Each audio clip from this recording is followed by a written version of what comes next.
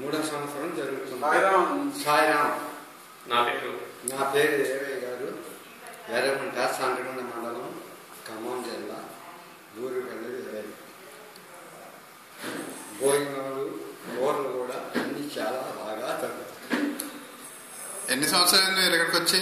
2 ఏళ్ళపై 3 జరుగుతుంది. మీరు ఇక్కడ సంతోషంగా ఉన్నారా?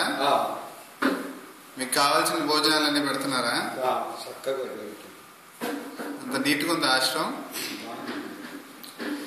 మీ పనులు మీరు చేసుకోగలుగుతున్నారా?